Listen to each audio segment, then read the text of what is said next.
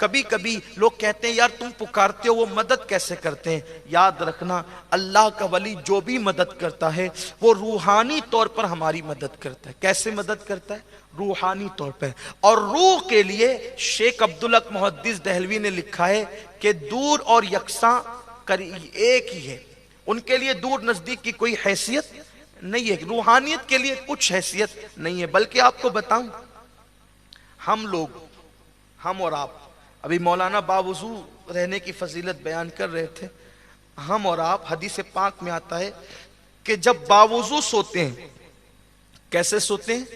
बावजू सोते हैं, तो हमारी रूह को निकाल कर ले जाया जाता है और अर्श की सैर कराई जाती। रोजाना बावजू सोने वाला कहाँ की सैर करता है? अर्श की। और बावजू सोने वाले की रूह अर्श के नीचे सजदे में रहती है जब तक वो सोता रहता है। इसीलिए उसका सोना भी सजदे में शुमार होता है, इबादत में शुमार, सजदे में। अब आपको बताऊं, ध्यान देना, रूह कहाँ है?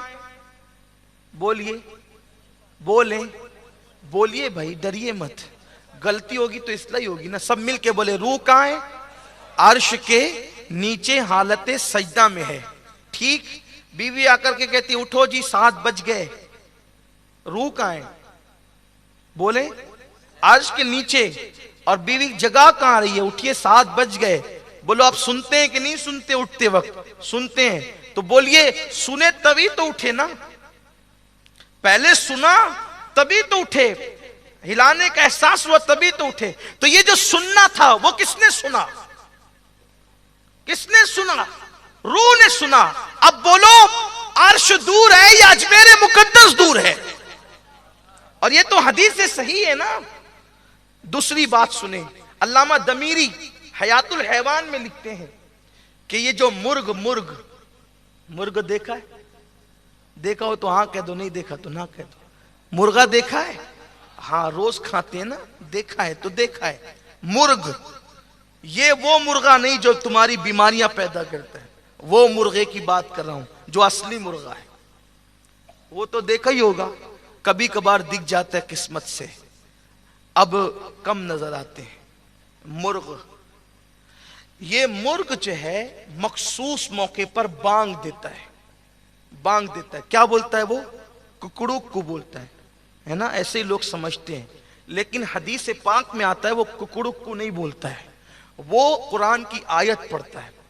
अल्लामा दमीरी हदीस में लिखते हैं, आयत को ये पढ़ता है, वो कहता है, आयत करीमा यूं पढ़ते हुए वो कहता है, क़ूमू लिल्लाहि क़ानितीन।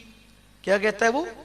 क़ूमू लिल्लाहि क़ानितीन, क़ूमू लिल्लाह। अब आप समझे, देखिए उसकी बांग अभी आपके समझ में आएगी। क़ूमू लिल्लाहि क़ानितीन, क़ूमू लिल्लाहि क़ानितीन, क़ूमू लिल्लाहि क़ानितीन। क्या मतलब? उठो, अदब के साथ अल्लाह की इबादत के लिए खड़े हो जाओ। उठो, अल्लाह की इबादत के लिए अदब के साथ खड़े हो जाओ। उठो, अल्लाह की इबादत के लिए अदब के साथ खड़े हो जाओ। तो वो कहता है ना क़ूमू लिल्लाहि क़ानितीन, तो हमको लगता है कि वो कुकड़ुकू कर रहा है। कुकड़ुकू नहीं कहता, वो आयत पढ़ता है क़ूमू लिल्लाहि क़ानितीन। इसीलिए अल्लाह के रसूल ने फरमाया सल्लल्लाहु अलैहि वसल्लम, जब मुर्गे की बांग की आवाज सुनो तो उस वक्त तो दुआ किया करो, क्योंकि उसकी आवाज सुनकर जो दुआ की जाती है अल्लाह उन सारी दुआओं को फौरन कबूल फरमा लेता है। मुर्ग की बांग सुनकर के जो दुआ की जाए उसकी उस वक्त की दुआ कबूल होती है। तो क़ूमू लिल्लाहि क़ानितीन वो क्यों कहता है? वो मुर्गा क्यों कहता है? वो मुर्गा जो कचरे पे चल रहा है, वो मुर्गा जो गलियों में दाना चुग रहा है, वो मुर्गा जो 1500 में मिल जाता है, वो क़ूमू लिल्लाहि क़ानितीन क्यों कहता है? और बड़ी बात ये वो कहता है तो उस वक्त उसकी आवाज जो निकलती है उस वक्त मोमिनों की दुआ कबूल होती है। वजह क्या है? अल्लाह के सलाम की हदीस पाक है, अर्श के नीचे एक फरिश्ता है। फरिश्ता, उसकी शक्ल मुर्गे जैसी है।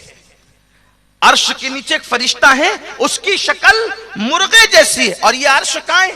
7वें आसमान के भी ऊपर है, तो उसकी शक्ल मुर्गे जैसी है। तो जब इबादत का वक्त होता है तो वो फरिश्ता जो अर्श के नीचे है और उसकी शक्ल मुर्गे जैसी है, तो वो फरिश्ता कहता है क़ूमू लिल्लाहि क़ानितीन, क़ूमू कानितीन, तो अर्श के नीचे वो फरिश्ता क़ूमू लिल्लाहि कानितीन की आवाज लगाता है, तो उसकी आवाज को जमीन पे चलने वाले हमारे ये मुर्गे लोग सुनकर उसकी आवाज में आवाज मिलाकर कहते हैं क़ूमू लिल्लाहि कानितीन, क़ूमू लिल्लाहि कानितीन। नादान, तूने तौहीद को क्या समझा?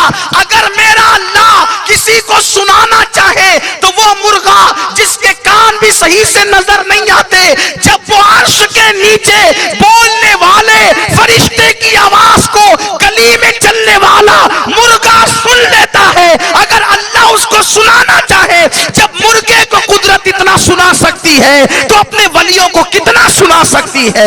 उनके कानों की पावर का, ताकत का आलम क्या होगा? लोगों ने अल्लाह की ताकत को समझा क्या है, लोगों ने अल्लाह की कुदरत को समझा। मुर्गे के बारे में मान लिया कि वो अर्श के नीचे वाले फरिश्ते की आवाज को सुन लिया, और वली के लिए कहता है कि ये क्या सुनते? अरे मुर्गे के बराबर भी वली को नहीं माना तूने, जालिम हो।